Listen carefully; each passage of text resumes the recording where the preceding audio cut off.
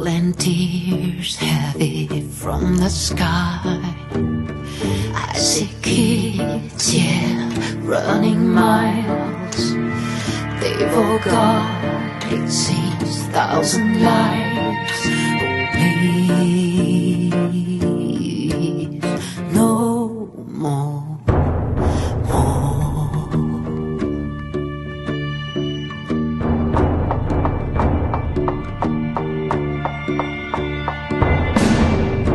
Vojska gräs då hålla spel.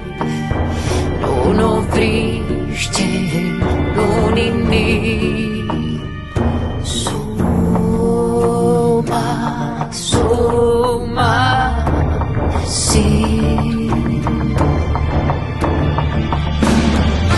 Pres po stolach, pres nogach, store štvorní.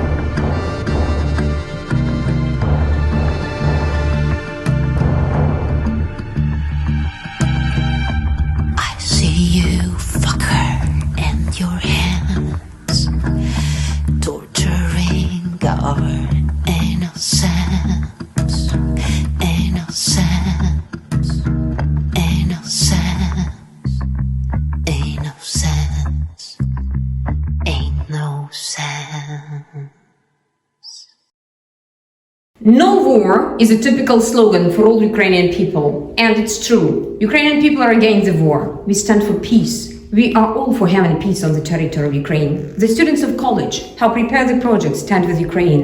Glory to Ukraine! Glory to the defenders of Ukraine! We are in 2022 now. Sunny winter days, peaceful life, happy faces of people, jolly talks and sound smiles of children playing outside their houses. It was a peaceful night on the 24th of February. Ukrainians went to bed without any thought that the sounds of bombs and missiles will wake them up early in the morning. It happened at about 4 a.m. It was a real stress for all citizens of Ukraine, panic, crying, no idea where to go or hide. Calling distant relatives, long lines of cars along the roads. It was awful. Nobody could have thought to predict the war when the epoch tends to share peace all around the world. But it didn't happen, so that we lived in peace starting with the 24th of February. The most dreadful date for Ukraine in the 21st century with developed technologies and innovative way of thinking. Why did it happen? Who is to blame? When will it be over? Where did Ukrainians go? Whom can we believe now? So many questions trouble us. They are so important to be answered. The events and further gloomy days have nothing to compare with. The life of Ukrainians turned upside down.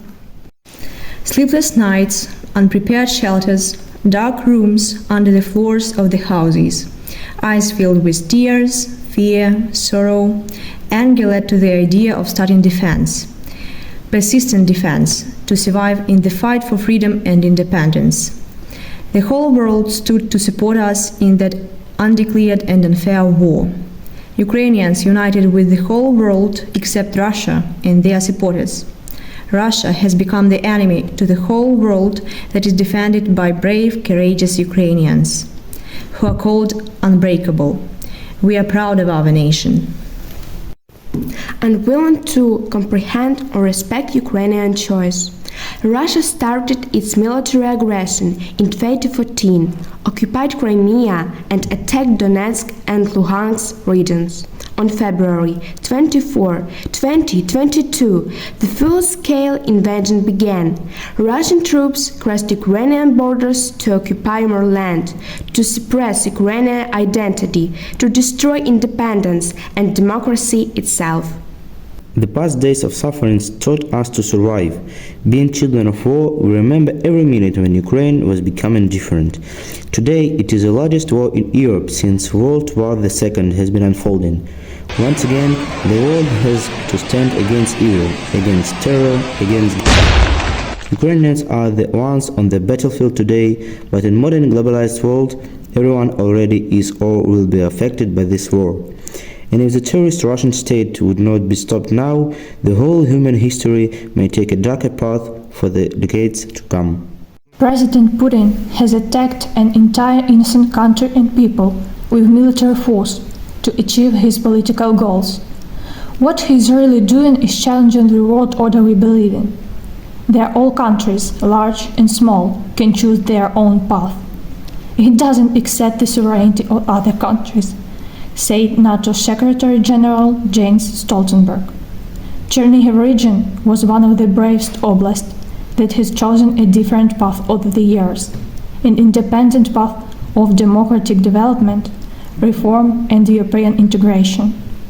Being a part of the whole unitarian Ukraine, it decided to look into the future rather than be dragged back into the past. Living in Chernihiv Oblast, we stood with Chernihiv that is 45 miles from the border with Belarus, as people came to learn in late February about an hour and a half by chunk.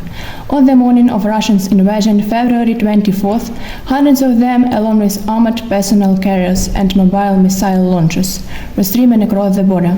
By the next day, the city was surrounded. Units of the armed forces of the Russian Federation have completed the encirclement of the city of Chernihiv. Russia's military spokesperson announced the siege had begun. During the worst days of the siege, men had lived in the basement, bringing wives and children, grandparents with them. They cooked meals over an open fire in the yard. There was no electricity, which meant people kept bodies from decomposing as best as they could. They managed to get 1,000 diesel-powered refrigerated trucks and parked them out front, but they soon ran out of space. We remember the worst. Here's a dreadful story of one of the witnesses from Chernihiv. Down the road, 3 men, Alexander, Valery and Mikhail, were standing in front of a 2-story brick apartment building that had been bombed into a charred pile of ruins. It happened the last day before Russian troops pulled out, Seth told me. A woman from the neighborhood, Natalia Kravtsova, had been cooking meals on an open fire for those left behind during the worst days of the siege. A spotter must have noticed the smoke. It was like the strike was aimed right at her, Alexander said. She was blown apart whereas she stood. We gathered up in a box what was left of her in the garden. Alexander, a strong, formidable man in his 50s, began to cry. It would be one of things if it happened right at the beginning, he said. But the very last day. To end this war, Ukraine has to fight back for Ukrainian independence, Ukrainian people, Ukrainian language and culture that Russia is trying to wipe from existence, for its own future and the future of the world. These current events will become a blueprint for other countries around the globe. That is what Ukraine is fighting for. Ukrainian victory will be a victory of freedom, democracy and international partnership over tyranny and terror. And the powerful message to all the people and countries: evil can't thrive in this world. It would not escape its end or its punishment. And thus Ukrainian victory is the only path to a better future for all.